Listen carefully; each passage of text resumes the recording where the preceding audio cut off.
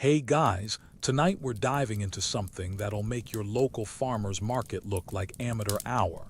The absolutely insane trading rules of the 15th century Aztec Empire. Picture this. You're standing on a floating platform in the middle of a massive lake, surrounded by thousands of canoes packed with everything from live jaguars to human hearts. And one wrong move in haggling could literally cost you your head. You probably won't survive this marketplace. And honestly, most people didn't expect to walk away with all their limbs intact. But here's the thing that'll blow your mind. These primitive markets had regulations so sophisticated they'd make modern Wall Street lawyers weep with envy. So, before you get comfortable, take a moment to like the video and subscribe. But only if you genuinely enjoy what I do here. Drop a comment telling me where you're watching from and what time it is. I love seeing our global bedtime history family spread across the world. Now, dim the lights, maybe turn on a fan for that soft background hum, and let's ease into tonight's journey together. You're approaching Tenochtitlan around 1480, and the first thing that hits you isn't the sight, it's the sound. Thousands of voices calling out prices, the splash of paddle against water, the occasional scream of someone who just got caught cheating. The great market of Tlatelolco stretches before you like a floating city, built on artificial islands connected by a maze of canals that would make Venice jealous. But here's where it gets weird. This isn't just commerce, it's a sacred ritual. Every transaction happens under the watchful eyes of market gods, and breaking the rules doesn't just mean losing money, it means losing your soul. The Aztecs believed that dishonest trading could literally tear holes in the fabric of reality, so they took quality control pretty seriously. You step onto your first trading platform, and immediately you're hit by the most overwhelming sensory experience of your life. The air is thick with the scent of vanilla and cacao, mixed with the metallic tang of blood from the nearby sacrificial altars. Because apparently, the gods needed to be fed before anyone could sell a single tomato.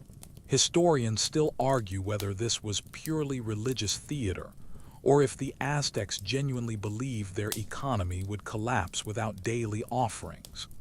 The noise is incredible, not just the haggling, but the constant splash of water as thousands of canoes navigate the narrow channels.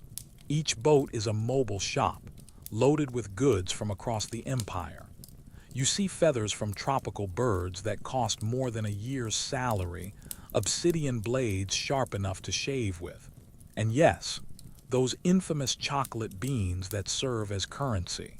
But here's the part that would give modern health inspectors nightmares. Live animals everywhere.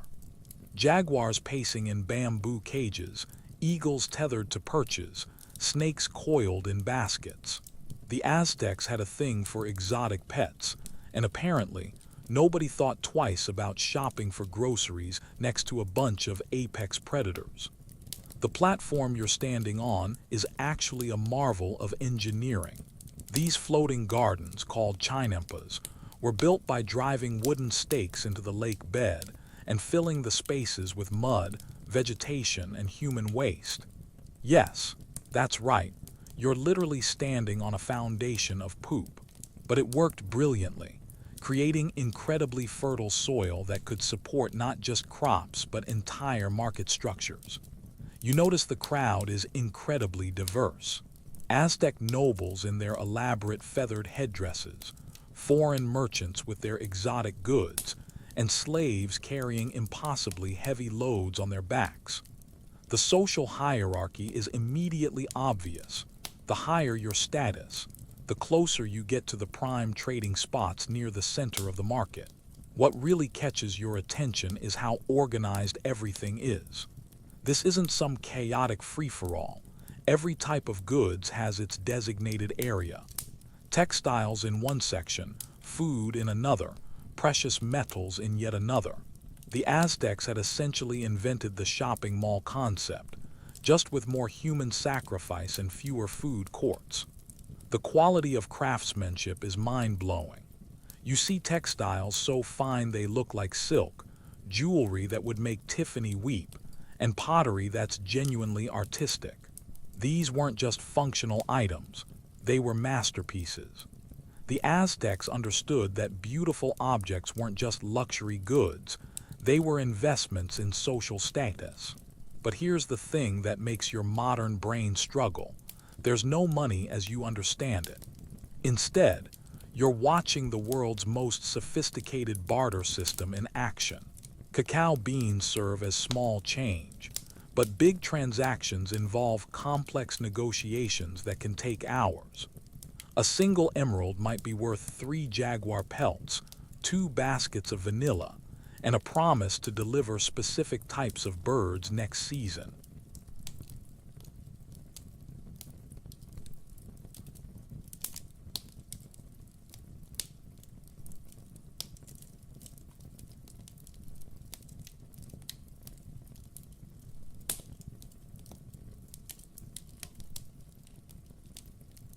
The moment you try to buy something, you realize just how alien this economy really is. The vendor refuses your offer of silver jewelry and instead points to a small pile of brown beans. Welcome to the world's first chocolate-based currency system, where your morning cocoa habit would literally make you rich beyond imagination. Cacao beans weren't just accepted as payment. They were the backbone of the entire Aztec economy. A single tomato cost 1 bean, a turkey cost 100 beans, and a canoe would set you back around 8,000 beans. The exchange rates were so standardized that merchants carried conversion charts carved into wooden tablets, because apparently, even ancient civilizations needed their calculators. But here's where things get deliciously complicated. Not all cacao beans were created equal.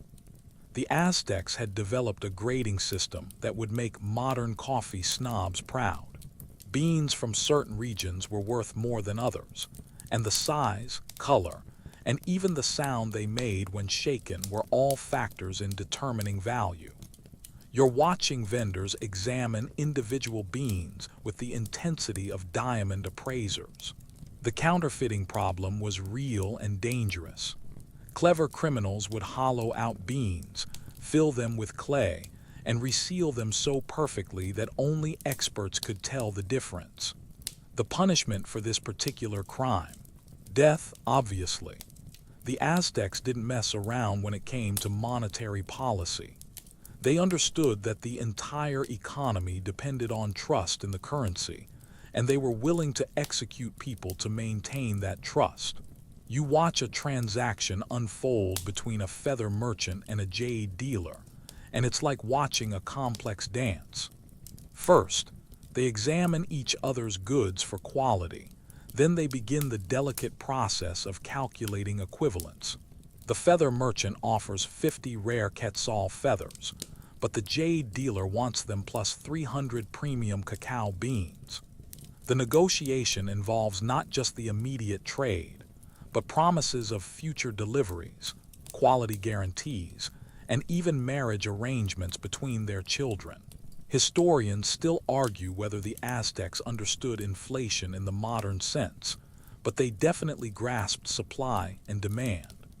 When the Spanish arrived and cacao became more widely available, the buying power of individual beans decreased dramatically. The Aztecs watched their chocolate money become less valuable and adapted by requiring more beans for the same goods, basic economics in action. The banking system was surprisingly sophisticated. Large merchants would store vast quantities of cacao beans in warehouses, essentially creating the first chocolate banks. They'd issue credit based on future deliveries, charge interest on loans, and even had early forms of insurance to protect against losses during transport. Your favorite candy bar is literally built on the foundation of ancient financial innovation. But the real genius of the cacao system was its self-regulating nature. Unlike gold or silver, Cacao beans couldn't be infinitely hoarded because they eventually rotted. This natural expiration date prevented extreme wealth accumulation and kept the currency circulating. The Aztecs accidentally created an economy with built-in redistribution mechanisms. Eat your money or lose it. You notice that different types of transactions require different approaches to the bean currency. Small daily purchases, food, simple tools, basic textiles. These are handled with quick bean exchanges. But major transactions, the kind that involve property or slaves or rare luxury goods, these require elaborate ceremonies where the cacao beans are just one component of a much larger exchange system. The quality control is intense. Market inspectors, easily identifiable by their official feathered badges, patrol the trading areas with small bags of reference beans. They'll randomly test merchants' currency, comparing color, weight, and even taste. A merchant caught with inferior beans faces immediate expulsion from the market, and repeat offenders get their goods confiscated. The psychological aspect is fascinating too. The Aztecs believed that cacao beans contained spiritual essence, that they were gifts from the gods. This wasn't just money, it was sacred currency. Transactions weren't just economic exchanges, they were religious acts. Every purchase was a small offering to the divine forces that governed prosperity and abundance. Storage and transport present unique challenges. Unlike metal coins, cacao beans are vulnerable to moisture, insects, and rodents. Merchants develop elaborate storage systems using sealed clay jars, protective cloth wrappings, and even trained cats to guard against mice. The logistics of maintaining a chocolate-based economy require constant vigilance and sophisticated planning. You start to understand why the Spanish were so fascinated and confused by this system. They arrived expecting to find gold and silver, the traditional markers of wealth in European cultures. Instead, they discovered an economy based on something they considered a curiosity: chocolate. The cultural disconnect was enormous, and it took decades for the Spanish to fully comprehend how sophisticated the Aztec monetary system actually was. The social implications are staggering. In a world where money literally grows on trees, the traditional European concepts of wealth and poverty get turned upside down. A successful Aztec merchant might own. You're about to meet some of the most badass businessmen in human history. The Pachteca, Aztec merchants who made James Bond look like a weekend warrior. These weren't your typical traders. They were elite warrior spies who could negotiate a deal in the morning and assassinate a rival king by evening, all while maintaining perfect cover as innocent textile salesmen. The Pachteca operated under a level of secrecy that would make the CIA jealous. They traveled in groups of 50 to 100 men, armed with obsidian-tipped spears hidden beneath bundles of colorful cloth. Their official story was always the same: humble merchants seeking to trade feathers and precious stones. The reality was far more sinister. They were the eyes and ears of the Aztec Empire, gathering intelligence on potential enemies while establishing trade relationships that could quickly become military advantages. You watch one of these merchant spies prepare for a journey, and the attention to detail is incredible. His trade goods aren't just randomly selected. They're carefully chosen to appeal to specific foreign rulers, based on intelligence reports from previous missions. That jade necklace, it's designed to match the personal tastes of a Maya chieftain 300 miles away. Those particular feathers, they're sacred to a religious ceremony that happens once a year in a rival city-state. But here's the part that would make modern diplomats weep with envy. These guys were masters of cultural camouflage. A Pachteca could arrive in a foreign city, quickly learn the local customs, adopt the appropriate dress and speech patterns, and within days be accepted as a respected member of the community. They were method actors playing the role of their lives, where a single mistake could mean death. The training was brutal and comprehensive. Future Pachteca spent years learning languages, memorizing trade routes, studying foreign customs, and mastering weapons combat. They were taught to read people's faces, to detect lies, to remember conversations word for word, and to kill silently when necessary. Think of it as Harvard Business School meets Navy SEAL training, with a major in cultural anthropology. Their intelligence gathering was systematic and thorough. They'd arrive in a target city and immediately begin mapping military defenses, counting warriors, identifying key leaders, and assessing economic resources. But they did it all through seemingly innocent commercial activities. A Pachteca asking about local pottery wasn't just interested in trade goods. He was evaluating the city's manufacturing capacity and potential military production. Historians still argue whether the Pachteca were primarily merchants, who sometimes spied, or spies who used trading as cover. The evidence suggests they were both, operating in a gray area where commerce and espionage blended seamlessly. Their success depended on their ability to be genuinely useful as traders while secretly serving the imperial intelligence network. The risks were enormous. Foreign rulers were well aware that Aztec merchants might be spies, so Pachteca faced constant suspicion and regular interrogation. Many were captured, tortured, and executed. But the survivors became incredibly wealthy, earning not just material rewards but also social status that placed them among the Aztec elite. You notice that their trade goods serve multiple purposes. Those beautiful textiles aren't just merchandise. They're also diplomatic gifts designed to cement relationships with foreign leaders. The precious stones aren't just valuable commodities. They're also bribes, ready to be deployed when negotiations get difficult. Every item in a Pachteca's inventory has been selected for its potential strategic value. The communication system was ingenious. Pachteca developed a complex network of signals and codes that allowed them to share intelligence across vast distances.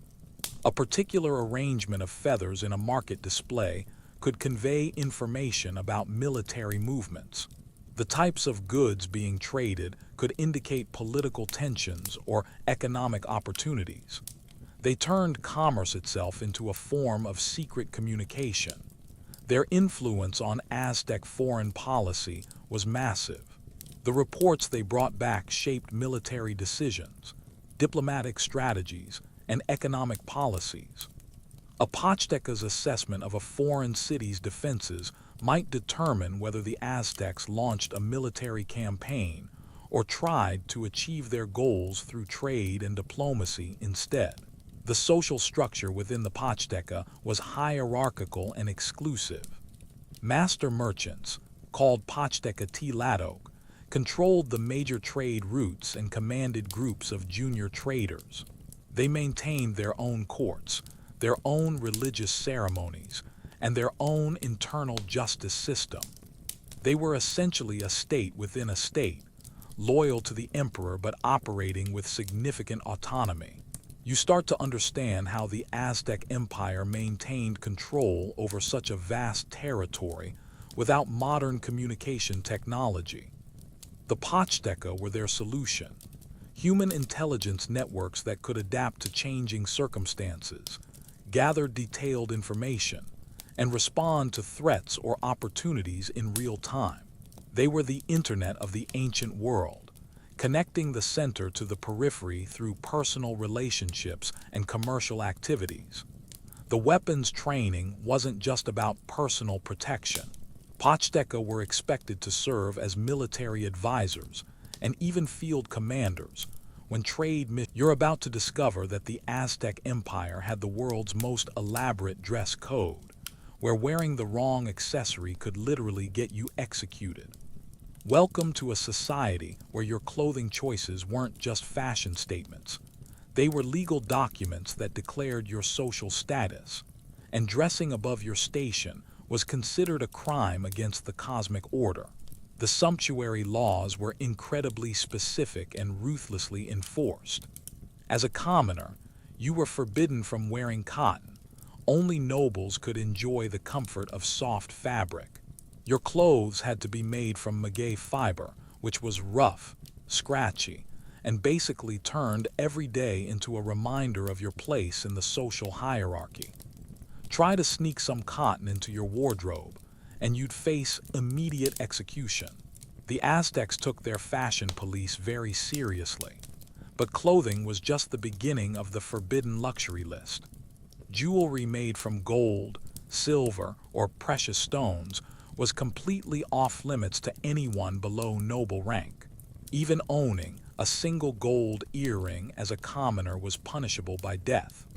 The logic was simple. These materials were reserved for communication with the gods, and allowing commoners to wear them would disrupt the spiritual balance of the universe. You watch a market scene unfold where a commoner accidentally picks up a jade bracelet, and the reaction is immediate and terrifying. Market guards swarm the area, weapons drawn, ready to determine whether this was an innocent mistake or attempted theft.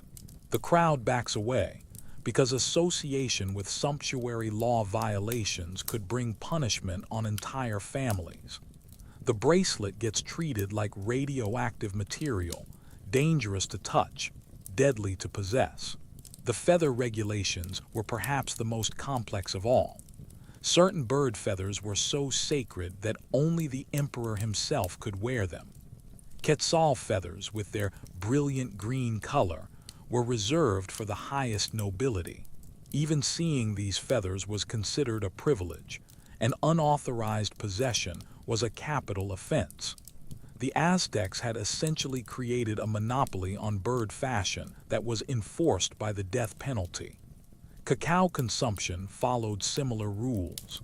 While cacao beans served as currency that everyone could use, actually drinking chocolate was largely restricted to the nobility and warrior classes. As a commoner, you could handle thousands of cacao beans in commercial transactions, but drinking them was forbidden. The irony was incredible. You could be rich in chocolate money, but legally prohibited from enjoying chocolate drinks. Historians still argue whether these laws were primarily about maintaining social order, or if they had deeper religious significance. The evidence suggests both motivations were at play. The Aztecs believed that social hierarchy reflected cosmic order, and disrupting that hierarchy through inappropriate consumption could anger the gods and bring disaster to the entire community. The enforcement mechanisms were sophisticated and brutal.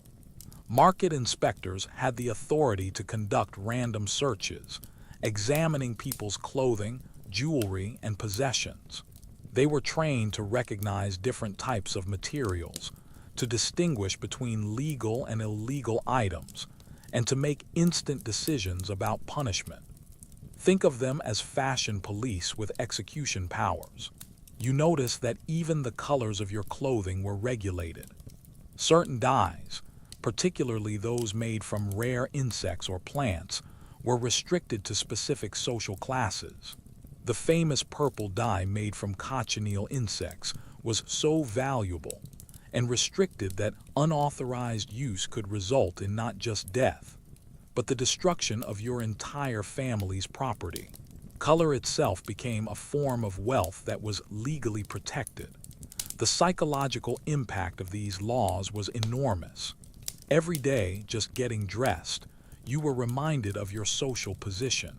The scratchy texture of maguey fiber against your skin, the dull colors of your restricted dyes, the complete absence of jewelry. These weren't just fashion choices. They were daily reminders of your place in the cosmic order. But here's where it gets really interesting. The laws created a massive underground economy in forbidden goods. Illegal tailors specialized in creating secret luxury items for wealthy commoners who were willing to risk death for comfort. Hidden markets sold restricted jewelry, forbidden fabrics, and unauthorized feathers. The risk was enormous, but so were the profits. The enforcement created a culture of constant surveillance. Neighbors reported on neighbors, servants spied on masters, and even family members might turn each other in for violations. The sumptuary laws didn't just regulate consumption. They created a society where everyone was watching everyone else for signs of illegal luxury. You start to understand how these restrictions served multiple functions. They maintained social order by making class distinctions visible and permanent. They protected the economy by ensuring that rare materials remained valuable. They reinforced religious beliefs by connecting material consumption to spiritual purity. And they created a system of control that made rebellion incredibly difficult, because any sign of wealth accumulation by commoners would be immediately detected and punished. The international implications were significant too. You're about to witness something that will haunt your dreams. The Aztec slave markets, where human beings were bought and sold with the same casual efficiency as livestock, complete with quality testing procedures that would make modern human rights advocates physically ill. Welcome to the darkest corner of Aztec commerce, where the regulations were detailed, the inspections were thorough, and the moral implications were apparently non-existent. The slave markets operated under strict governmental oversight, because apparently, even human trafficking needed proper bureaucratic management. Official slave inspectors, identifiable by their distinctive feathered badges, patrolled the trading areas to ensure that all transactions followed established protocols. These weren't random criminals selling people in dark alleys. This was legitimate, government-sanctioned commerce with proper paperwork and official oversight. You watch in horror as potential buyers examine their human merchandise with the same attention they'd give to evaluating horses. They check teeth for health indicators, examine muscles for strength, and assess scars for evidence of previous injuries or diseases. The slaves are required to demonstrate their abilities, lifting heavy objects, performing craft skills, or displaying their knowledge of specific trades. It's a job interview combined with a livestock auction, and it's absolutely revolting. The pricing system was coldly systematic. Young, healthy slaves with valuable skills commanded premium prices, often costing more than a year's wages for an average worker. Children were particularly valuable because they could be trained for specific tasks and would provide decades of service. Elderly or disabled slaves were sold at discount rates, often purchased for short-term labor or sacrificial purposes. But here's the part that makes it even more disturbing. Quality guarantees were standard practice.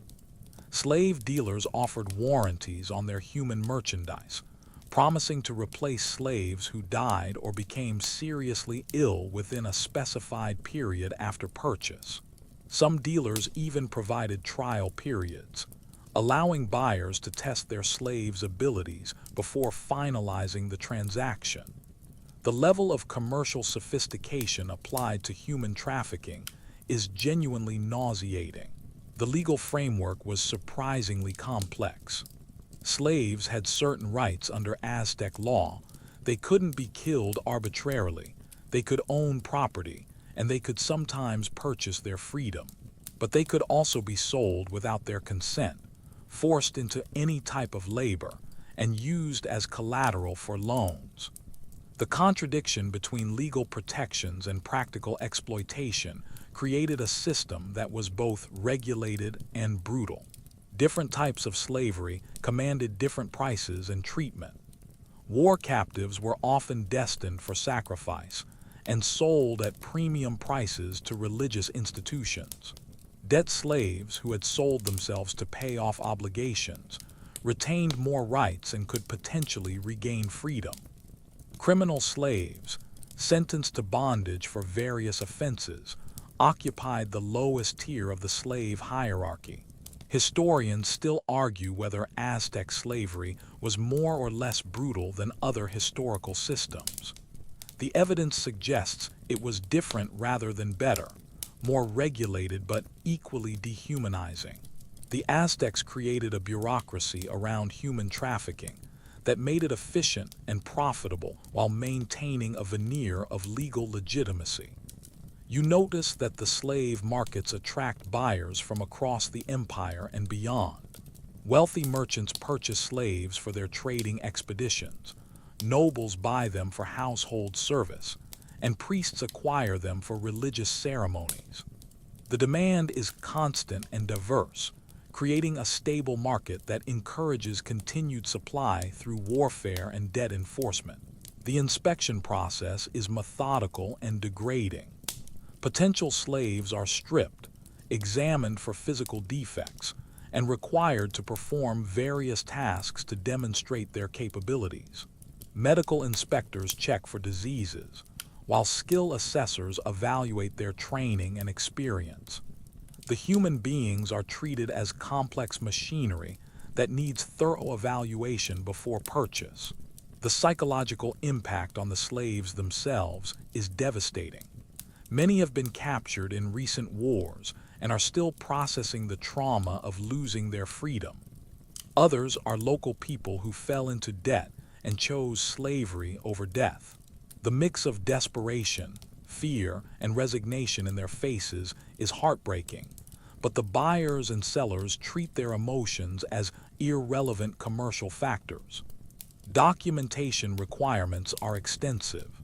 Each slave sale requires official paperwork detailing the slave's origin, health status, skills, and any legal restrictions on their use.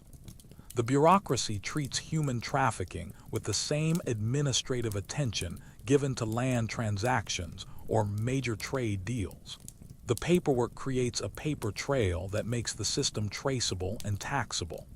The economic impact is enormous. The slave trade generates significant revenue for the government through taxes and fees, provides labor for major construction projects, and enables the expansion of agricultural production. The Aztec Empire's growth and prosperity are directly connected to their ability to efficiently process and distribute human labor through market mechanisms.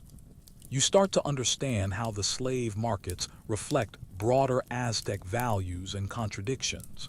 This is a civilization that created sophisticated art, complex philosophy, and advanced engineering, but also systematically commodified human suffering. You're about to discover the most elaborate taxation system in human history, where the Aztec Empire demanded tribute payments so specific and bizarre that modern tax codes look simple by comparison. Forget about filing annual returns. This was a system where entire cities had to deliver exact quantities of everything from butterfly wings to beating human hearts, and the penalties for late payment made the IRS look like friendly neighborhood accountants. The tribute system wasn't just about collecting taxes. It was about demonstrating absolute dominance over conquered territories. Each subject city received a detailed list of required payments, carved into stone tablets that left no room for interpretation. These weren't suggestions or rough estimates. They were precise demands for specific quantities of particular items, delivered on exact dates, with no excuses accepted for failure. You're looking at tribute lists that read like the world's most disturbing shopping list. The city of Cuauhnahuac had to deliver annually 2,000 cotton mantles, 400 warrior costumes complete with shields, 20 bags of cochineal dye, 2 live eagles, and 4 enemy prisoners suitable for sacrifice. The level of detail is staggering, not just some cloth, but specific types of cotton, woven in particular patterns dyed with exact colors. But here's where it gets truly insane. The timing requirements were astronomical. The Aztec calendar system created tribute schedules that had to be synchronized with religious festivals, seasonal changes, and cosmic events. Some tributes were due every 20 days, others annually, and some were tied to specific celestial observations. Late delivery wasn't just financially penalized. It was considered a cosmic offense that threatened the stability of the universe. The logistics of tribute collection were mind-boggling. Imagine you're the ruler of a conquered city, and you need to deliver 400 live quetzal birds to Tenochtitlan. These birds live in specific mountain forests, are incredibly difficult to capture, and die easily in captivity. You need specialized hunters, custom-built transport cages, and carefully planned routes to get them to the capital alive. One dead bird could trigger military retaliation. Quality control was ruthlessly enforced. Aztec tribute inspectors were trained to recognize inferior goods and had the authority to reject entire deliveries for minor defects. Those beautiful feathered mantles. If the colors were slightly off, if the stitching was imperfect, if the feathers showed any signs of damage, the entire tribute payment would be refused, and the city would face military punishment for disrespecting the emperor. The psychological warfare aspect was brilliant and terrifying.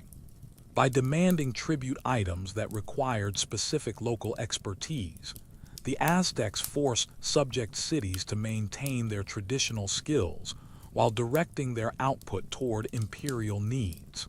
A city famous for jade carving would be required to deliver jade ornaments, ensuring that their artisans remained productive while their finest work enriched the capital. You notice that tribute demands often included items that were impossible to obtain locally, forcing subject cities to trade with each other or develop new supply chains. A mountain city might be required to deliver seashells, while a coastal city had to provide highland products. This created a complex web of interdependence that made rebellion incredibly difficult. Cities needed each other to meet their tribute obligations. Historians still argue whether the tribute system was primarily economic or political, but the evidence suggests it was both. The Aztecs used tribute to fund their military, support their nobility, and maintain their massive construction projects. But they also used it to demonstrate power, humiliate enemies, and create psychological dependence among subject populations. The human tribute requirements were the most horrifying aspect of the system. Cities were required to deliver specific numbers of people for sacrifice, chosen according to particular criteria. Young warriors for certain ceremonies, children for others, and skilled artisans for specific rituals. The tribute lists treat human beings as just another commodity, with delivery schedules and quality specifications that are genuinely nauseating. Record keeping was obsessively detailed. Aztec bureaucrats maintained comprehensive records of tribute obligations, payment schedules, and delivery confirmations. They tracked which cities were reliable, which were struggling, and which were showing signs of potential rebellion. The administrative system was so sophisticated that they could predict tribute shortfalls months in advance. The enforcement mechanisms were swift and brutal. Cities that failed to meet tribute obligations faced immediate military intervention. But the Aztecs were clever about their punishment. They would often demand double tribute the following year, creating a cycle of increasing desperation that made future compliance more likely than resistance. You start to understand how tribute payments shaped the entire economy of Mesoamerica. Cities planned their agricultural cycles, manufacturing schedules, and trade relationships around tribute obligations. The Aztec demands effectively controlled the economic activity of millions of people across hundreds of communities. The innovation pressure was intense. Cities that couldn't meet traditional tribute demands were forced to develop new technologies, improve their production methods, or discover alternative resources. The tribute system accidentally became a driver of technological advancement across the empire, as communities desperately sought ways to fulfill impossible requirements. The social impact within tributary cities was enormous. Leaders had to make difficult choices about allocating resources between tribute payments and local needs. Citizens understood that their labor and products were ultimately destined for the Aztec capital, creating resentment that would eventually contribute to the empire's downfall when the Spanish arrived.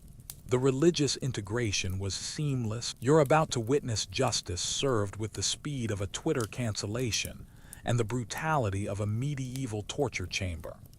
Welcome to the Aztec market courts, where merchant judges delivered instant verdicts with clubs, public humiliation, and punishments so creative they'd make modern legal systems look boringly civilized. The market courts operated under the principle that commercial disputes needed immediate resolution. Letting conflicts fester would disrupt trade and anger the gods who oversaw economic activity. These weren't lengthy legal proceedings with appeals and paperwork. They were rapid-fire judgment sessions where evidence was presented, witnesses were heard, and punishment was delivered within hours, sometimes minutes. You watch a typical dispute unfold between two textile merchants. One claims the other sold him defective cloth, while the accused insists the buyer damaged the goods after purchase. The market judge, identifiable by his distinctive feathered staff and jade ornaments, listens to both sides for exactly the time it takes to burn one stick of incense. Then he examines the disputed cloth, calls two witnesses, and renders his verdict immediately. The punishments were designed to be both painful and educational. The losing merchant doesn't just pay compensation. He's forced to stand in the market center while the judge publicly explains his crime to anyone who will listen. Then comes the physical punishment, a beating with a wooden club that's calibrated to cause maximum pain without preventing him from working. The Aztecs understood that destroying someone's ability to trade would just create more problems. But here's where it gets really interesting. The judges weren't professional lawyers or government officials. They were successful merchants who had been selected by their peers for their reputation, wisdom, and commercial expertise. Think of it as a jury of your peers taken to the extreme.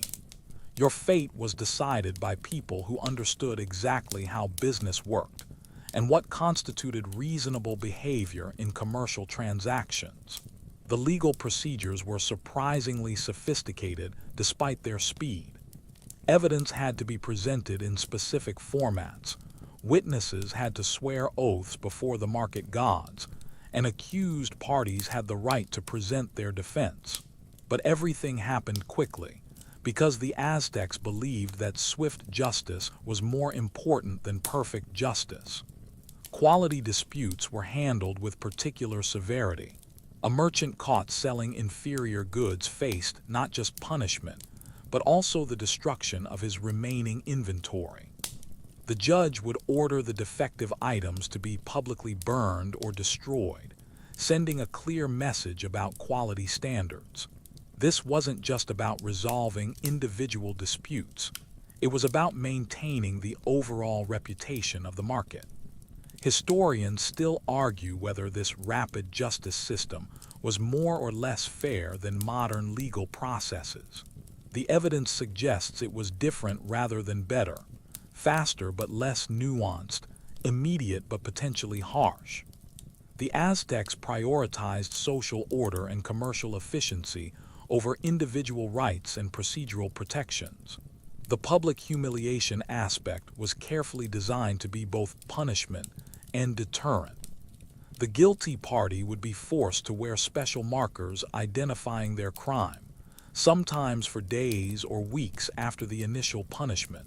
They might have to carry signs explaining what they did wrong, or wear distinctive clothing that marked them as violators of commercial law. You notice that the judges have different specializations. Some focus on quality disputes, others handle contract violations, and still others deal with fraud cases. The market court system was actually a network of specialized tribunals, each with expertise in particular types of commercial problems. This specialization allowed for more informed decisions and more appropriate punishments. The enforcement mechanism was brutally effective. The judges didn't just pronounce sentences, they carried them out immediately. Market guards would hold the guilty party, while the judge administered physical punishment with his own hands. This personal involvement in enforcement created a direct connection between judgment and consequence that modern legal systems often lack. The social dynamics were fascinating. Merchants who regularly appeared before the courts, either as parties or witnesses, developed relationships with the judges that could influence future decisions. But the system also included safeguards against corruption. Judges who showed favoritism could be removed by merchant councils and face their own punishment.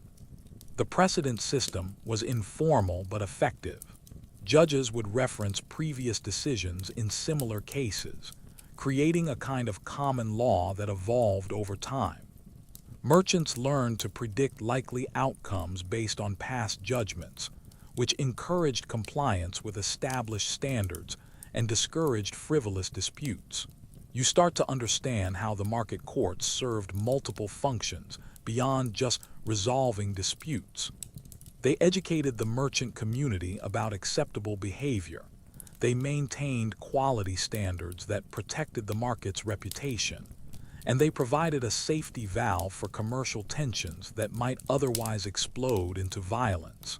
The integration with religious law was seamless. Commercial crimes weren't just violations of social rules. They were offenses against the gods who governed trade and prosperity. The judges often incorporated religious penalties into their sentences, requiring guilty parties to make offerings or perform ceremonial acts of atonement. The speed of the system created its own problems. Rushed decisions sometimes led to unjust outcomes, and the lack of appeal mechanisms meant that mistakes were permanent.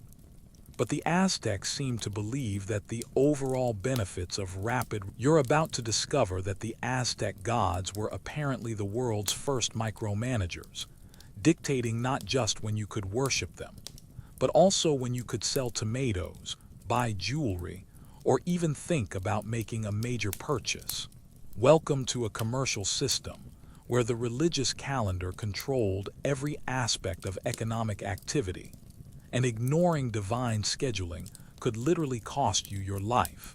The Aztec calendar system was incredibly complex, involving multiple overlapping cycles that created a maze of sacred and profane days.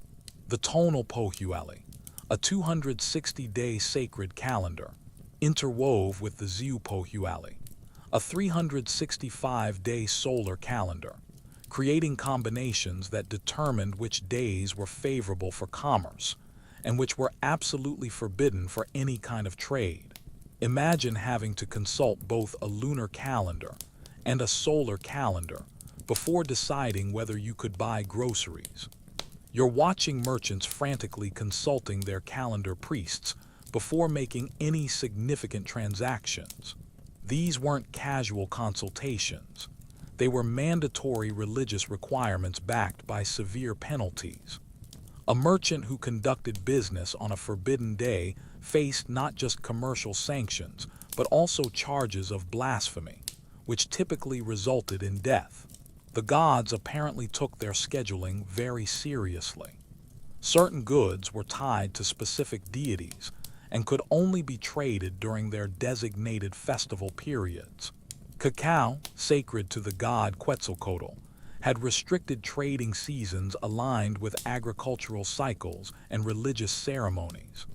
Precious metals, associated with solar deities, could only be sold during specific astronomical configurations.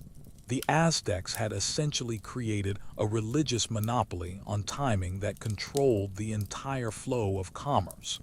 But here's where it gets really complicated. Different types of transactions require different astrological considerations. Small daily purchases might be governed by the day signs in the tonal pohyoale, while major business deals needed to align with both calendars, plus additional astronomical observations. A single large transaction might require weeks of planning just to find an appropriate date for completion. The calendar priests held enormous economic power. These religious officials didn't just conduct ceremonies. They controlled the timing of all major commercial activity. They could effectively shut down entire markets by declaring extended periods of religious observance. And they could make or break individual merchants by determining when their particular goods could be legally sold. You notice that market activity follows mysterious rhythms that seem to have nothing to do with supply and demand. Certain days, the markets are absolutely bustling with activity as merchants rush to complete transactions before entering a forbidden period. Other days, the markets are nearly empty despite obvious demand, because the calendar has declared them inappropriate for commerce. Historians still argue whether these restrictions were primarily religious or if they served hidden economic functions. The evidence suggests both motivations were present. The Aztecs genuinely believed that improper timing could anger the gods, but the calendar restrictions also helped regulate market fluctuations and prevent commercial chaos. The seasonal restrictions created artificial scarcity that drove up prices and profits. By limiting when certain goods could be sold, the calendar system essentially created government-controlled market manipulation. Merchants who could afford to store goods through forbidden periods could charge premium prices when trading resumed. The planning requirements were enormous. Successful merchants had to maintain detailed calendar records, predict religious restrictions months in advance, and coordinate their supply chains with cosmic cycles.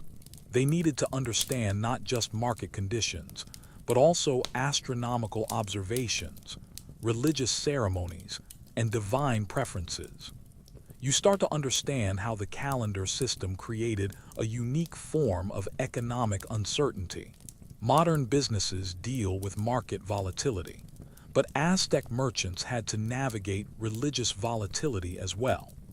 A profitable trading opportunity might be worthless if it fell during a period when the gods forbade commercial activity. The enforcement was systematic and terrifying. Calendar police patrolled the markets, checking that all transactions complied with religious timing requirements. They carried official calendars and had the authority to stop any trade that violated sacred scheduling. Merchants caught breaking calendar laws faced immediate arrest and typically brutal punishment. The international implications were significant. Foreign merchants had to learn Aztec calendar systems to trade effectively, creating a religious barrier to entry that protected local businesses. The calendar requirements effectively controlled who could participate in the most profitable trading opportunities. The psychological impact was profound. Merchants lived in constant awareness of sacred time, checking calendar positions before making any significant decisions. This created a heightened sense of religious consciousness that permeated all commercial activity. Business wasn't just about profit. It was about maintaining proper relationships with divine forces. The innovation pressure was intense. Merchants had to develop sophisticated storage systems, preservation techniques, and inventory management methods to deal with calendar-imposed restrictions.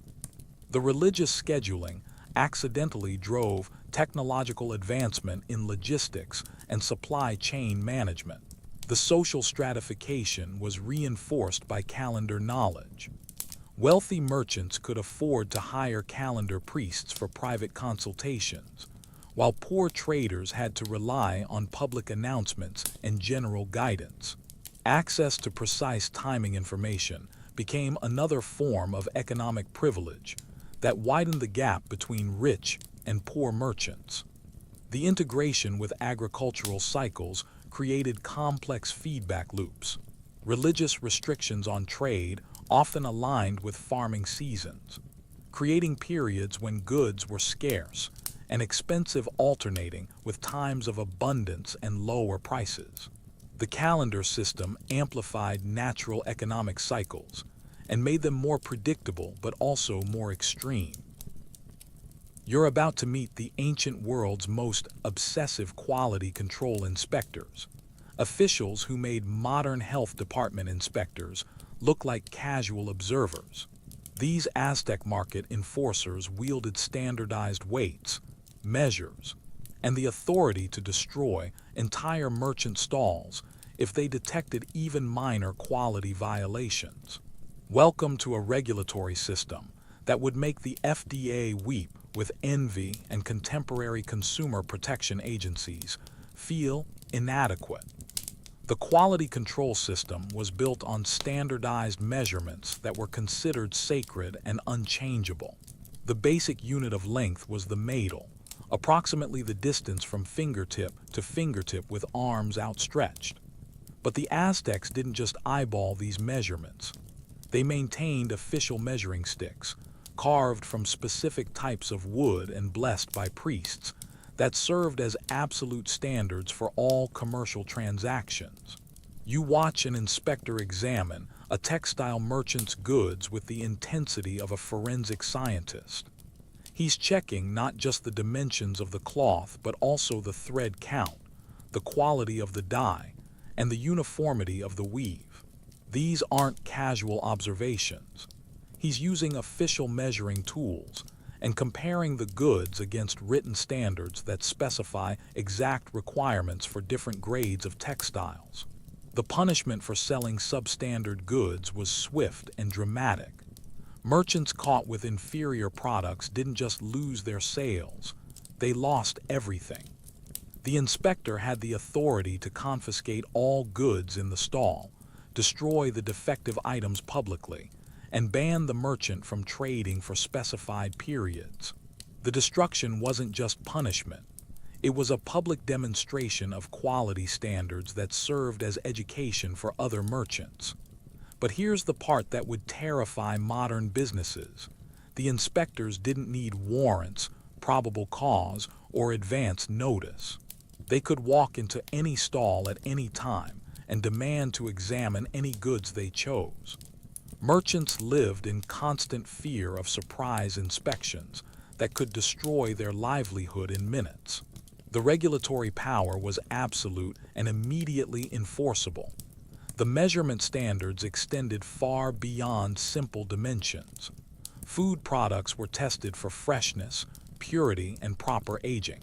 Precious metals were assayed for gold content and silver purity. Feathers were examined for damage, color quality, and proper preservation. The Aztecs had developed quality standards for virtually every tradable commodity, with detailed specifications that left no room for interpretation. You notice that the inspectors carry elaborate toolkits that would impress modern quality control professionals. Precision scales for weighing goods, measuring rods for checking dimensions, color samples for comparing dyes, and even primitive testing equipment for assessing material properties. These weren't improvised tools. They were standardized instruments produced by specialized craftsmen. Historians still argue whether the Aztec quality control system was more rigorous than modern standards. The evidence suggests it was different but equally demanding, less scientifically precise, but more immediately consequential.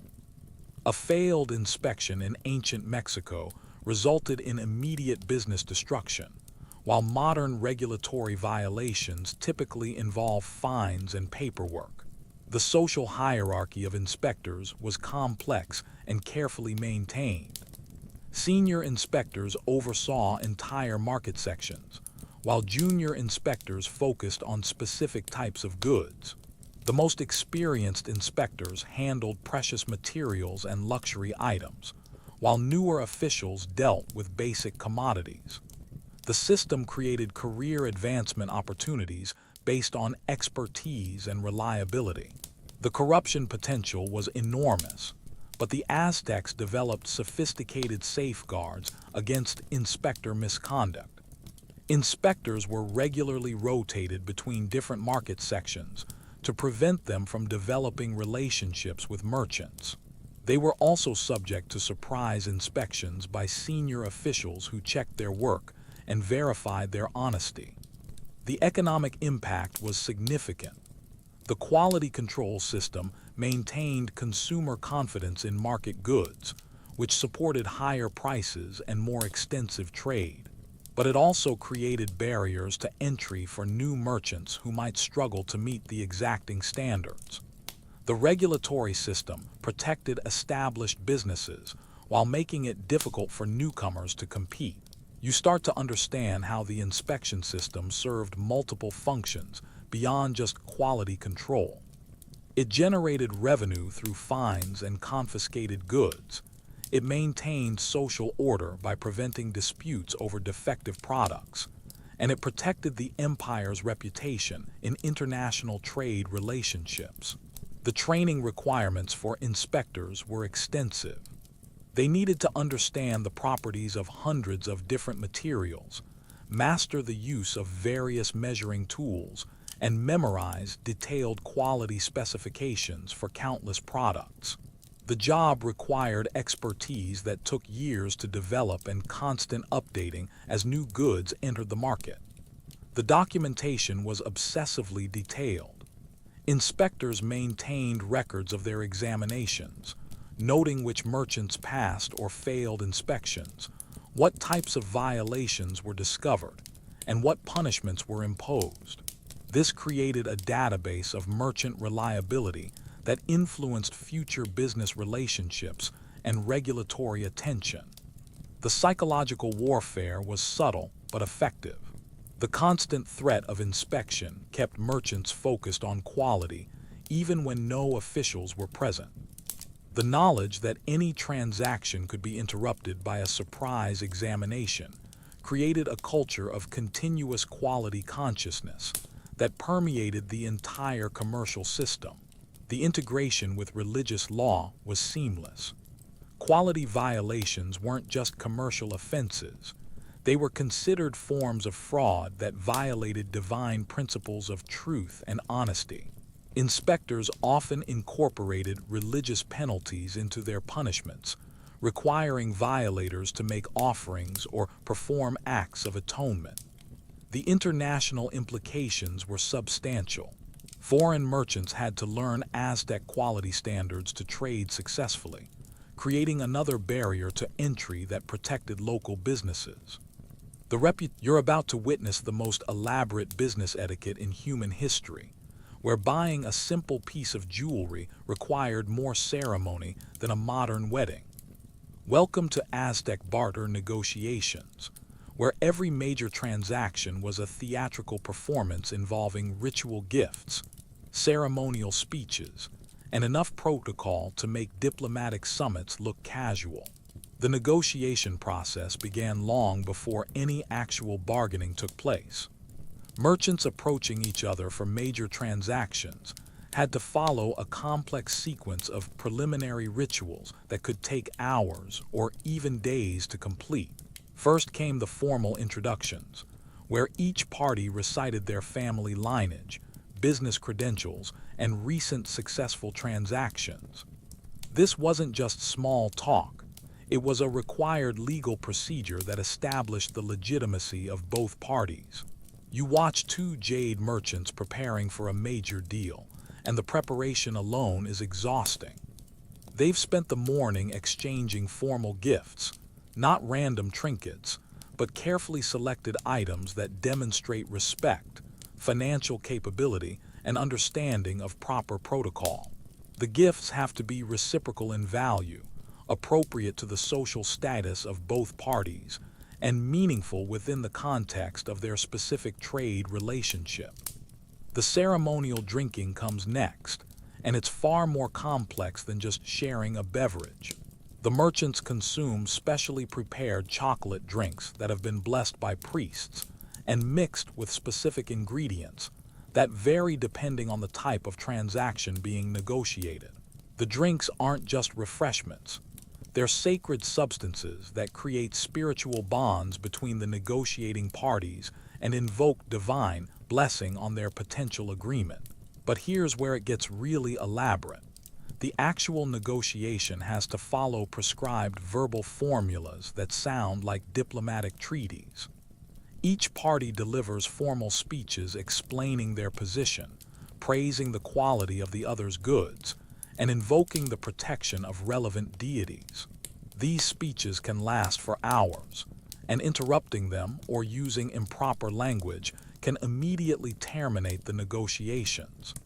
The physical arrangement of the negotiation space is carefully choreographed.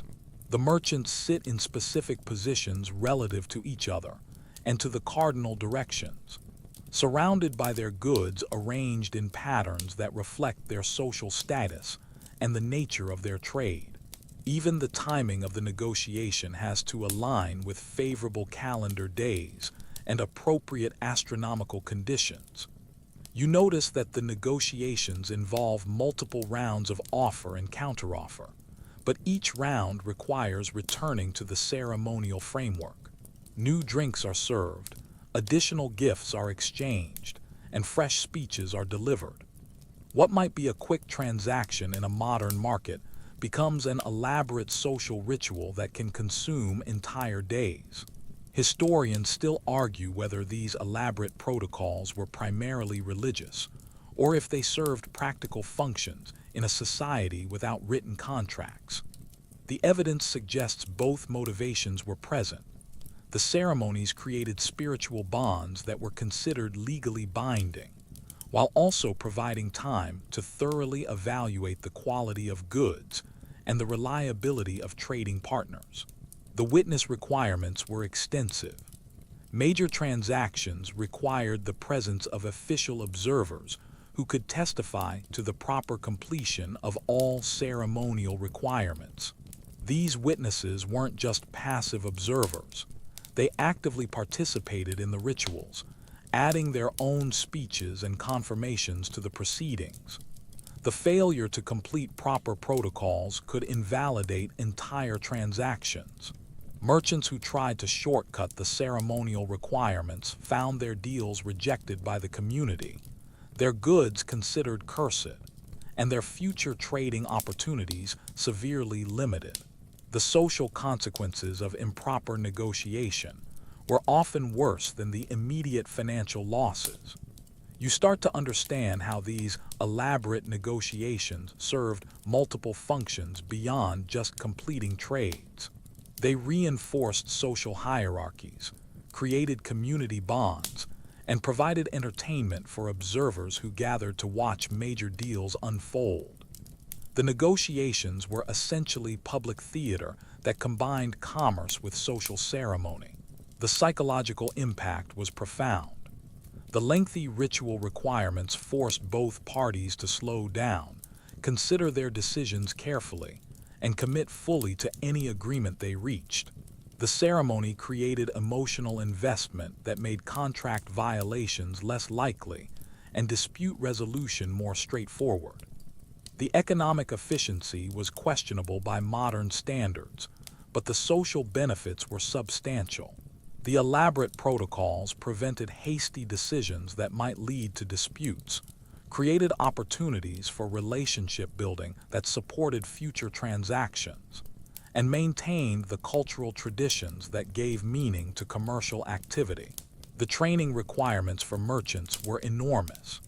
Success required not just understanding of goods and markets, but also mastery of complex ceremonial protocols, knowledge of appropriate speeches and responses, and the ability to read subtle social cues that indicated whether negotiations were proceeding successfully.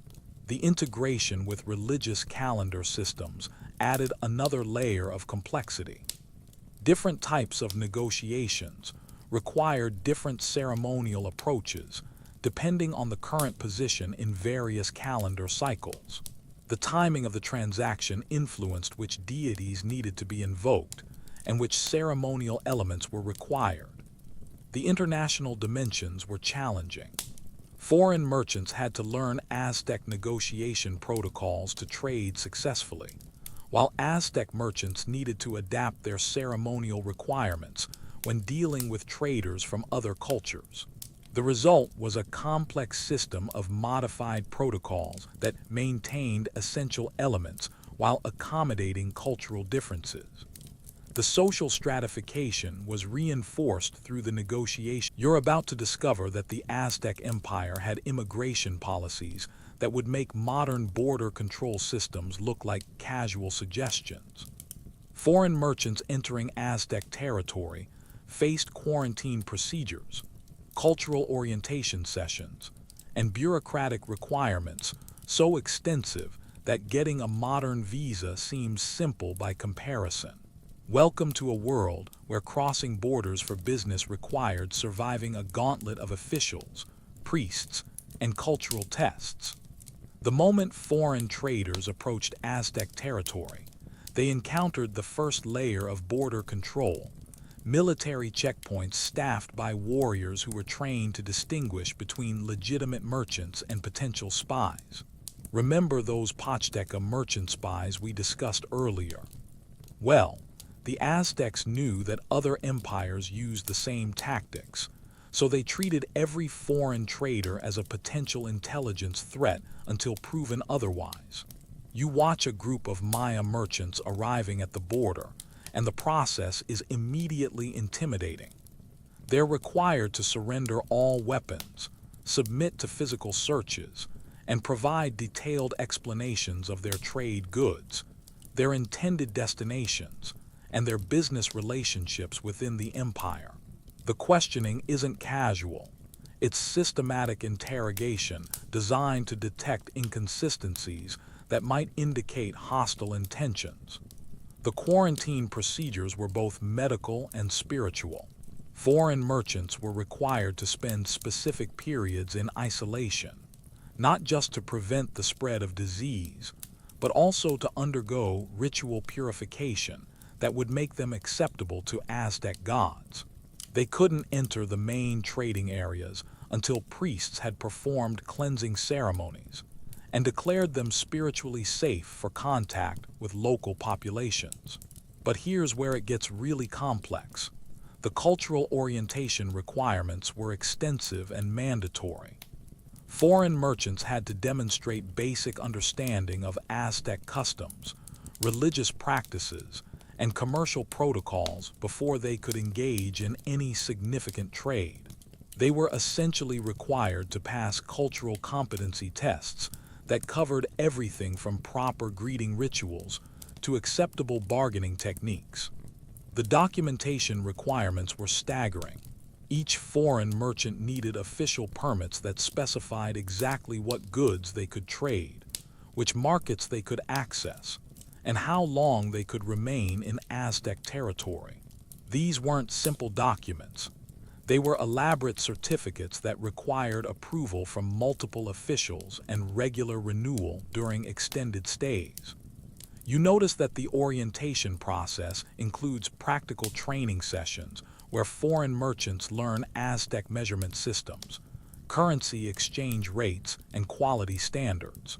They're not just allowed to figure things out through trial and error.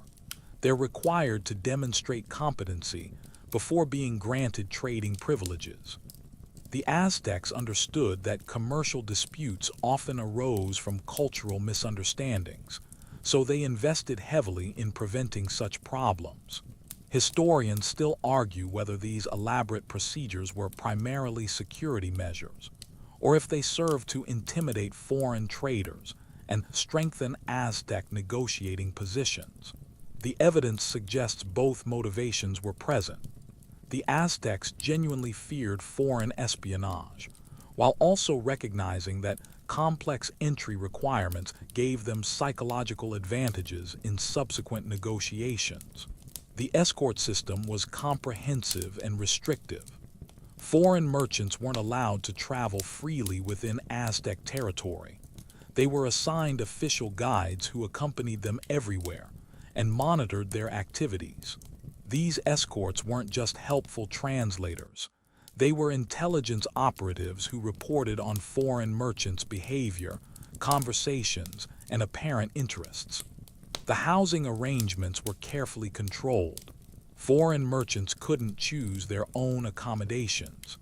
They were assigned to specific guest quarters that were designed to facilitate monitoring while providing appropriate hospitality. These weren't prison cells, but they weren't exactly free housing either. The merchants were comfortable but constantly observed. You start to understand how the foreign trader protocols served multiple functions beyond just security and cultural integration. They generated significant revenue through fees and permits. They created opportunities for intelligence gathering about foreign markets and political conditions, and they reinforced Aztec authority by demonstrating the empire's administrative sophistication. The language requirements were demanding. Foreign merchants were expected to conduct business in Nahuatl, the Aztec language, or work through officially approved translators who were essentially government employees. This language control prevented private communications that might facilitate espionage, while also creating employment opportunities for bilingual Aztec citizens. The religious integration was mandatory and comprehensive.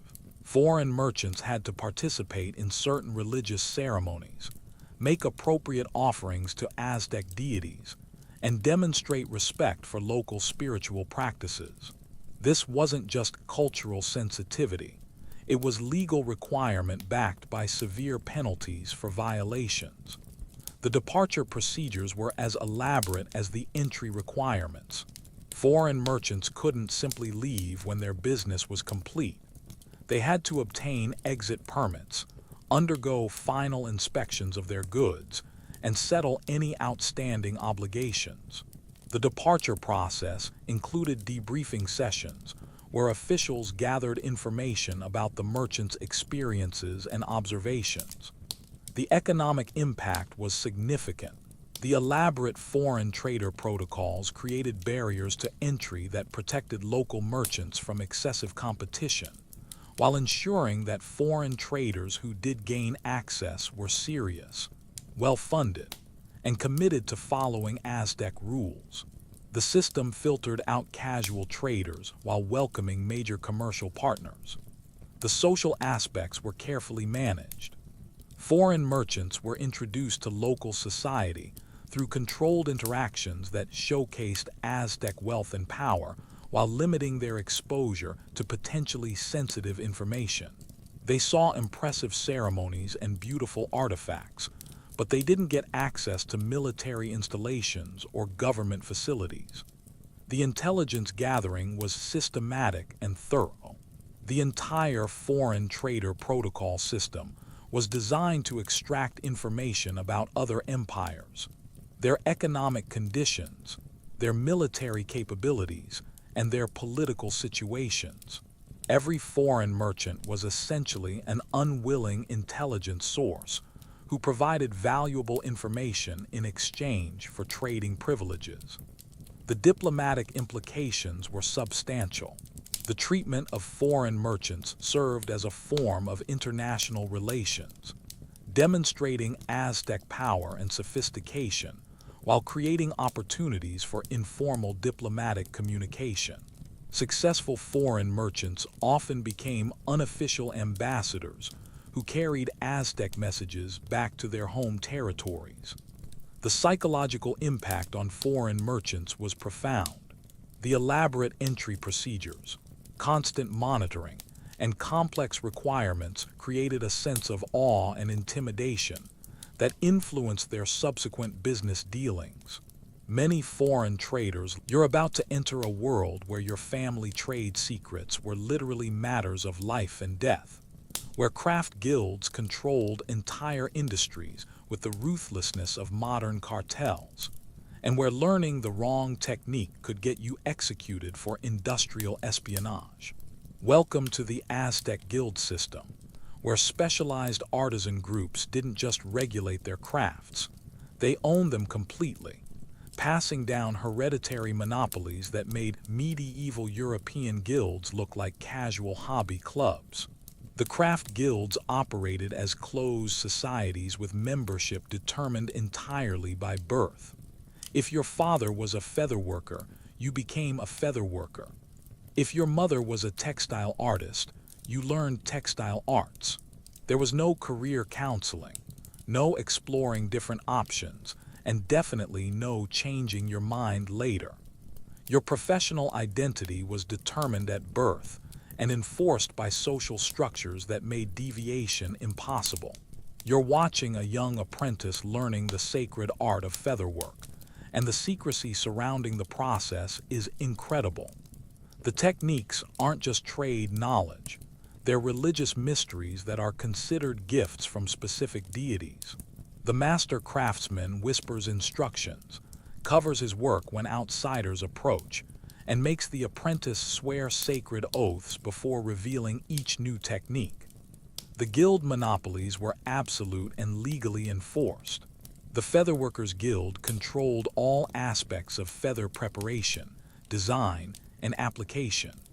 No one outside the guild could legally work with precious feathers, purchase them directly from suppliers, or even own the specialized tools required for featherwork. The guilds had essentially created intellectual property rights centuries before patent law was invented. But here's where it gets really intense. The punishment for violating guild monopolies wasn't just professional sanctions, it was execution. A non-guild member caught practicing restricted crafts faced death for stealing divine knowledge. The guilds didn't just control their industries, they literally owned the right to practice their arts, and they defended that ownership with lethal force. The quality control within guilds was obsessive and unforgiving. Master craftsmen examined every piece produced by their members, and work that failed to meet guild standards was destroyed immediately. There were no second chances, no remedial training, and no gradual improvement curves. You produced guild quality work, or you didn't work at all. You notice that different guilds have complex relationships with each other that resemble modern supply chain partnerships. The Metalworkers Guild provides materials to the jewelry makers, who in turn supply ornaments to the costume makers. But these aren't simple commercial relationships. They're elaborate interguild treaties that specify exactly what materials can be provided, in what quantities, and under what conditions. Historians still argue whether the guild system promoted innovation or stifled it. The evidence suggests both effects occurred simultaneously. The intense competition within guilds drove technical advancement, while the restriction of knowledge to hereditary groups limited the spread of innovations. The result was incredibly sophisticated techniques that remained secret for generations.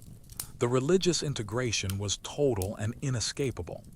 Each guild had its own patron deity, its own sacred ceremonies, and its own religious obligations. The craft techniques weren't just practical skills. They were forms of worship that connected practitioners to divine forces. Learning a craft meant joining a religious community that governed every aspect of your professional and spiritual life. The social stratification within guilds was complex and hierarchical. Master craftsmen occupied the top tier, controlling guild policies and monopolizing the most profitable work. Journeymen formed the middle tier, producing most of the guild's output while aspiring to master status. Apprentices occupied the bottom tier, performing menial tasks while slowly learning protected techniques. The economic power of guilds was enormous. They controlled pricing, production schedules, and distribution networks for entire industries. A guild could effectively shut down the supply of essential goods by refusing to work, giving them leverage over both government officials and wealthy customers. The guilds were essentially labor unions with monopoly power and religious authority. You start to understand how the guild system created incredible artistic achievements while also generating massive social inequality. The hereditary restrictions meant that talented individuals from non-guild families could never develop their abilities, while incompetent guild members retained their positions based purely on birth. The international implications were significant.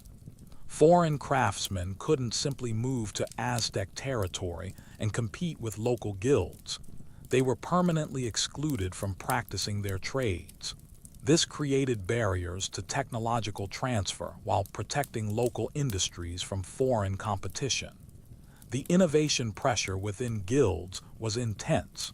Since members couldn't change careers, they had to continuously improve their techniques to maintain their positions. The best craftsmen developed incredibly sophisticated skills that amazed foreign observers and created artistic traditions that influenced Mesoamerican culture for centuries. The succession planning was elaborate and sometimes brutal. When master craftsmen aged or died, the competition for their positions could involve not just skill demonstrations, but also political maneuvering, bribery, and occasionally violence. The stakes were enormous because losing succession battles meant losing your entire livelihood. The knowledge protection systems were sophisticated and paranoid. Guilds developed elaborate codes, secret symbols, and hidden techniques that prevented outsiders from learning their methods through observation. They understood that their monopolies depended on maintaining exclusive access to technical knowledge. The quality reputation of guild products was internationally recognized. Aztec textiles, metalwork, and featherwork were prized throughout Mesoamerica partly because the guild system guaranteed consistent quality and innovative design. The hereditary monopolies accidentally created brand recognition that enhanced the value of Aztec exports. The psychological impact on guild members was profound. Your professional identity, religious obligations, and social status were all determined by your guild membership. This created intense loyalty and pride. But you're about to discover that the Aztec Empire ran on cosmic clockwork, where the position of Venus could determine wheat prices, and a solar eclipse might shut down the entire economy for weeks. Welcome to a trading system where astronomical observations weren't just scientific curiosities. They were the fundamental basis for all commercial decision-making, creating a stock market that literally revolved around the movements of celestial bodies. The Aztec understanding of astronomy was incredibly sophisticated, rivaling anything produced by contemporary European civilizations. Their priest astronomers maintained detailed records of planetary movements, stellar positions, and celestial cycles that extended back centuries. But unlike European astronomers who treated this as academic knowledge, the Aztecs used their astronomical expertise to control every aspect of commercial activity. You're standing in the Great Temple Observatory, watching priest astronomers calculate the optimal timing for major market transactions. They're using complex charts that track the movements of multiple celestial bodies, consulting records that document the commercial outcomes of previous trading days, and performing calculations that determine which astronomical configurations favor different types of business activity. The planet Venus held special significance in Aztec commercial astrology. As the morning star, Venus was associated with new beginnings and favorable trading conditions. But as the evening star, the same planet was considered inauspicious for starting new business relationships. Merchants would literally wait for Venus to shift from evening to morning visibility before launching major trading ventures. But here's where it gets really complex.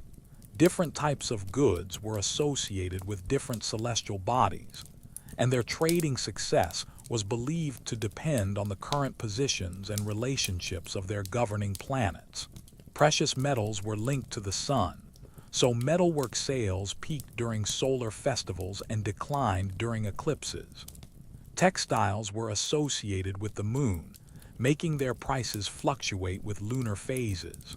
The eclipse protocols were elaborate and economically devastating. When astronomers predicted solar or lunar eclipses, the entire commercial system would shut down for extended periods. Markets closed, major transactions were postponed, and long-distance trading expeditions were canceled.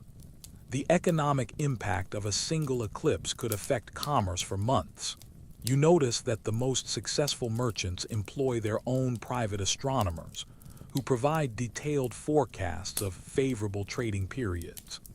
These aren't just casual consultations. They're comprehensive astrological analyses that examine multiple celestial factors to identify optimal timing for specific types of transactions. The wealthy merchants essentially have personal cosmic advisors guiding their business decisions. Historians still argue whether Aztec commercial astrology was based on genuine belief in celestial influence, or if it served as a sophisticated form of market manipulation. The evidence suggests both motivations were present. The Aztecs genuinely believed in cosmic forces affecting commerce, while also recognizing that shared astrological beliefs could be used to coordinate market behavior. The seasonal trading patterns were tied to astronomical observations rather than just agricultural cycles. The heliacal rising of certain stars marked the beginning of specific trading seasons, while the disappearance of others signaled periods when particular goods should be withheld from market. The astronomical calendar created artificial scarcity that drove up prices and profits. The constellation-based trading zones were a unique Aztec innovation. Different regions of the empire were associated with specific star patterns, and goods from those regions were only traded when their governing constellations were prominently visible. This created rotating regional advantages that spread commercial opportunities across the empire while maintaining astronomical control. You start to understand how astronomical timing created both opportunities and constraints for merchants. Those who mastered the celestial calendar could anticipate favorable trading periods and position themselves advantageously. But the same system created rigid restrictions that prevented flexible responses to unexpected market conditions.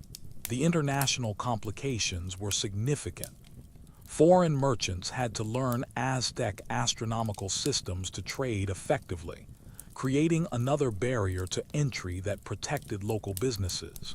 Many foreign traders hired Aztec astronomers as consultants, essentially paying for access to the celestial knowledge that governed commercial timing. The record-keeping requirements were enormous. Successful merchants maintained detailed logs of their transactions correlated with astronomical observations, looking for patterns that might guide future business decisions. These records became valuable trade secrets that were passed down through families and guilds. The prediction accuracy was surprisingly high for certain types of celestial events. The Aztec astronomical calendars could predict eclipses, planetary positions, and seasonal changes with remarkable precision. This accuracy reinforced belief in the system and encouraged continued reliance on astronomical guidance for commercial decisions. The economic efficiency was questionable by modern standards, but the social benefits were substantial. The shared astronomical calendar created predictable patterns that helped coordinate complex trading networks across vast distances. Merchants throughout the empire knew when to expect increased or decreased commercial activity. The psychological impact was profound. Merchants lived in constant awareness of celestial conditions, checking astronomical forecasts before making any significant business decisions. This created a heightened sense of cosmic consciousness that influenced not just commercial activity, but also personal behavior and social relationships. The religious integration was seamless and total. Astronomical observations weren't just practical tools. They were forms of divine communication that revealed the gods' intentions regarding commercial prosperity. The priest astronomers who interpreted celestial signs held enormous influence over economic policy and individual business decisions. The technological requirements were substantial. Accurate astronomical observation required sophisticated instruments, trained observers, and detailed record-keeping systems. The investment in astronomical infrastructure represented a significant commitment of resources that reflected the importance of celestial timing in Aztec commercial culture. The competitive advantages were enormous for those who mastered the system. Merchants who could accurately predict favorable trading periods could accumulate wealth and influence that translated into political power and social status. The astronomical knowledge became, "You're about to witness economic justice delivered with the speed of lightning and the brutality of a volcanic eruption. Welcome to the Aztec system for punishing market manipulation, where merchants caught cornering markets or artificially inflating prices faced consequences so severe they'd make modern white-collar criminals weep with terror. This wasn't about fines, probation, or community service. This was about public torture, property destruction, and executions that served as permanent reminders of what happened to those who tried to cheat the system." The Aztec understanding of market manipulation was surprisingly sophisticated for an ancient civilization. They recognized that merchants could artificially create scarcity by hoarding goods, coordinate with competitors to fix prices, or spread false information to manipulate demand. These weren't just considered commercial crimes. They were viewed as attacks on the cosmic order that threatened the prosperity of the entire empire. You're watching a dramatic scene unfold in the central market as officials arrest a grain merchant who's been accused of hoarding corn during a difficult harvest season. The evidence against him is overwhelming. Witnesses have testified that he's been storing vast quantities of grain while claiming shortages, and investigators have discovered hidden warehouses filled with supplies he claimed didn't exist. The investigation process was thorough and surprisingly modern in its approach. Market investigators would examine inventory records, interview witnesses, and conduct surveillance operations to detect suspicious trading patterns. They understood that successful price manipulation required coordination and planning, so they looked for evidence of merchant conspiracies and communication networks. But here's where it gets absolutely terrifying.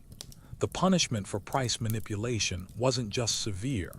It was deliberately designed to be as public and horrifying as possible.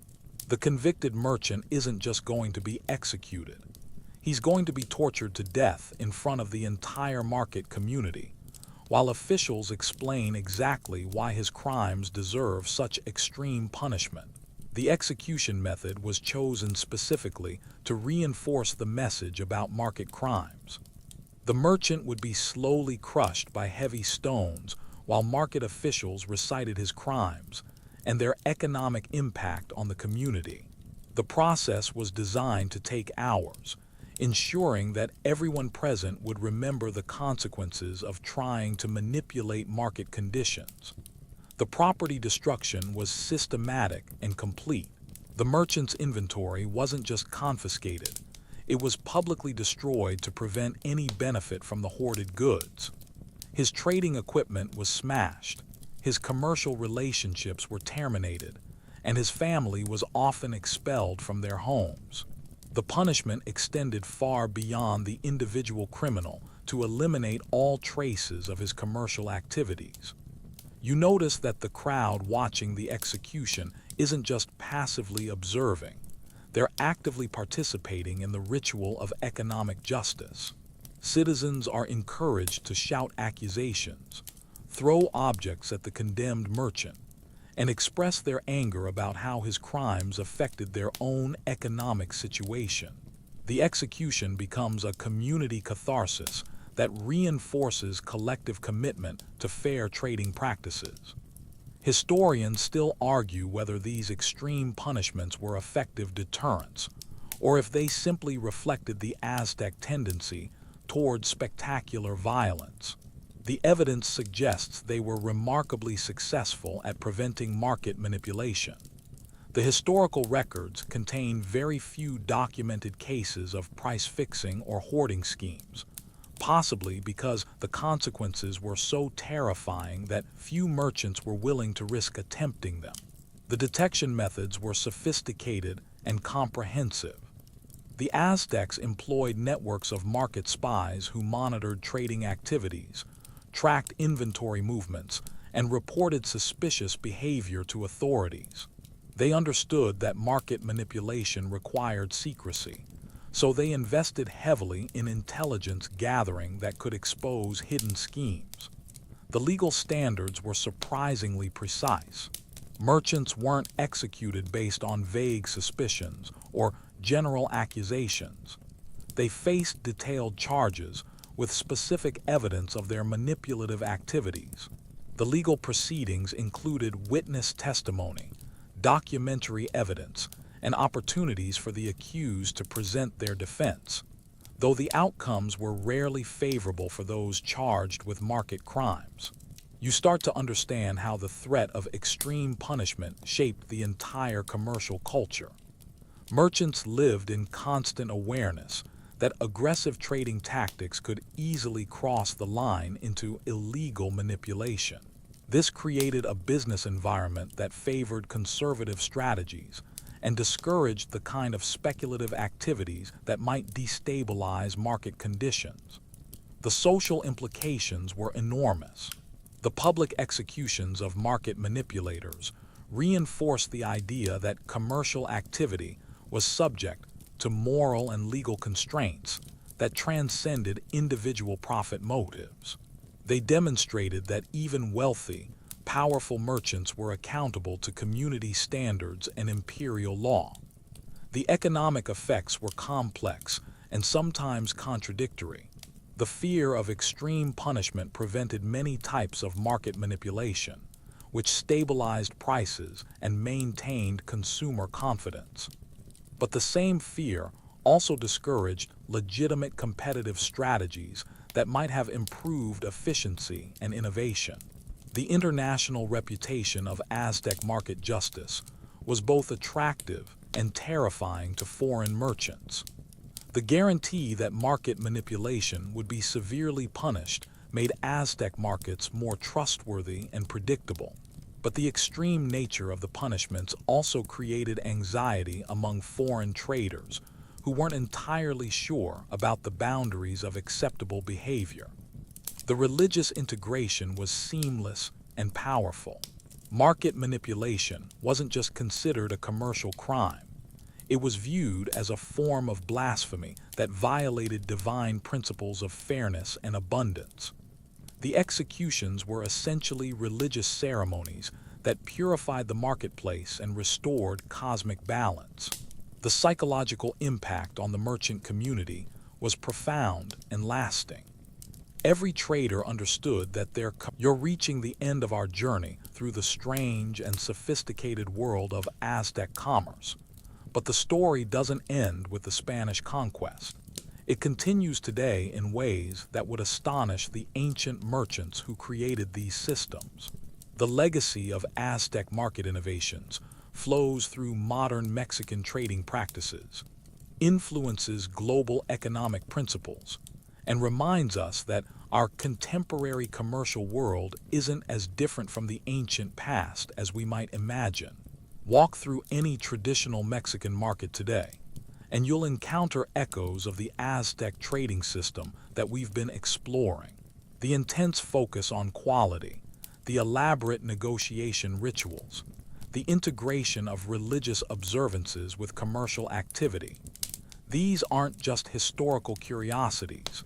They're living traditions that continue to shape how millions of people conduct business across Mexico and Central America. The modern Mexican tradition of market bargaining follows patterns that would be immediately recognizable to an Aztec merchant. The careful examination of goods, the ritualized exchange of offers and counteroffers, the importance of building personal relationships before conducting major transactions. These practices have survived 5 centuries of colonial rule, political upheaval, and economic modernization. You can see the influence of Aztec quality standards in contemporary Mexican crafts industries.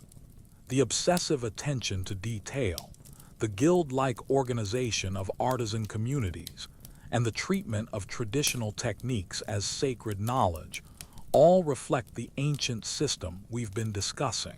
Modern Mexican craftspeople maintain secrecy around their methods, pass knowledge through family lines, and take pride in quality standards that rival anything produced in ancient Tenochtitlan. But the Aztec influence extends far beyond Mexico's borders. The concept of complex tribute systems influenced Spanish colonial administration throughout the Americas, creating economic structures that affected development patterns for centuries. The idea that commerce should be regulated by detailed government standards, monitored by official inspectors, and integrated with religious observances became part of the colonial legacy that shaped economic development across Latin America. Historians still argue about whether the Aztec commercial system was more advanced than European practices of the same period.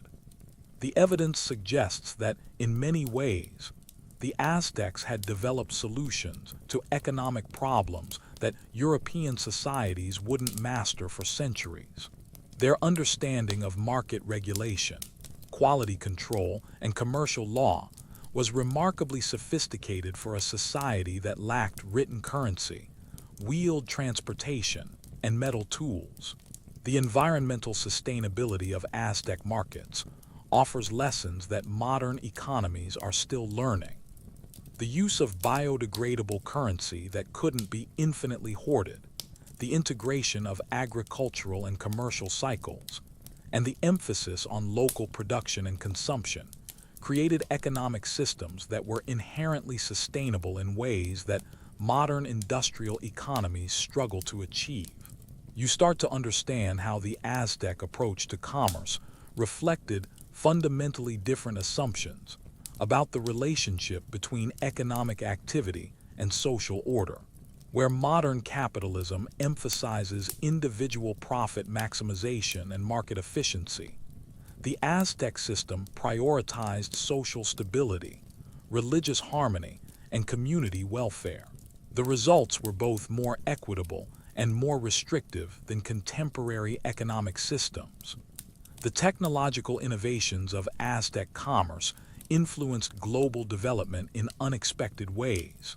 The floating market gardens inspired modern hydroponic agriculture.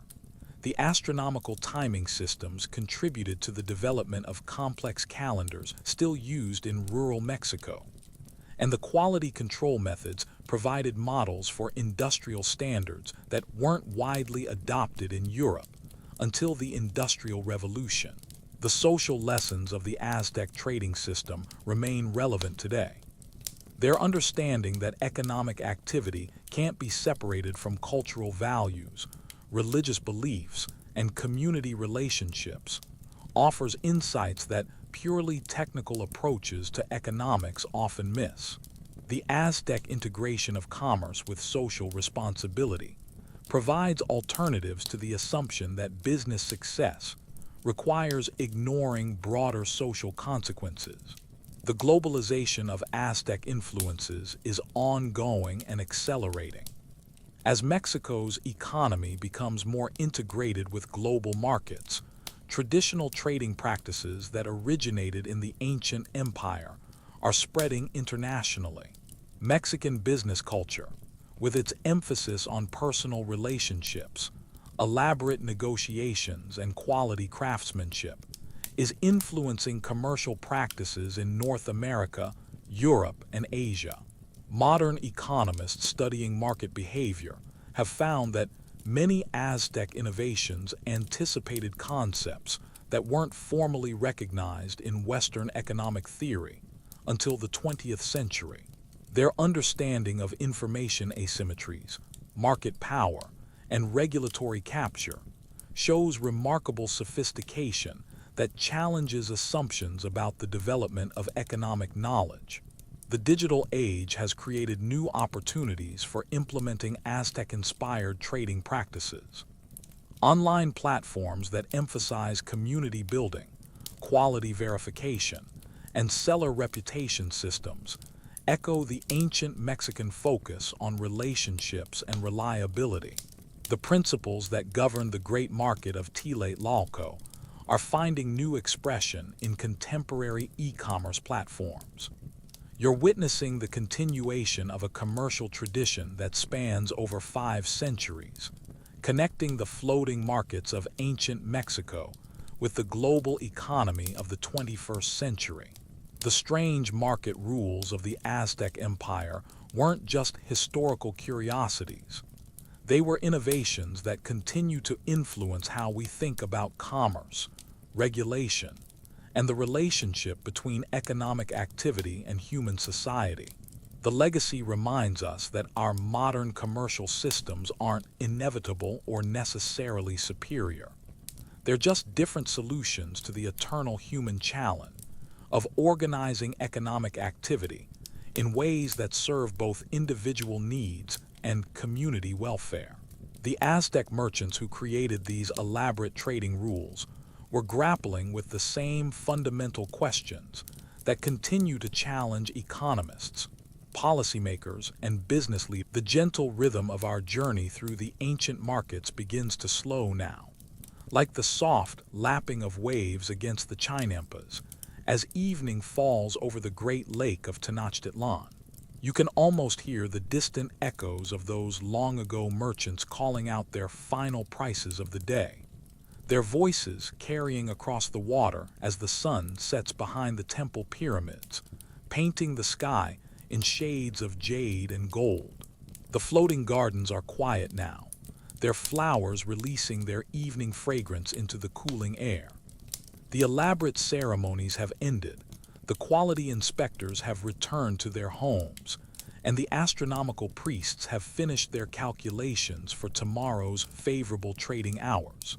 The great market sleeps, but its innovations live on, flowing like an underground river through the centuries to reach our modern world. Those ancient merchants, with their chocolate money and their feathered finery, their elaborate negotiations and their cosmic timing, created something that transcends their time and place.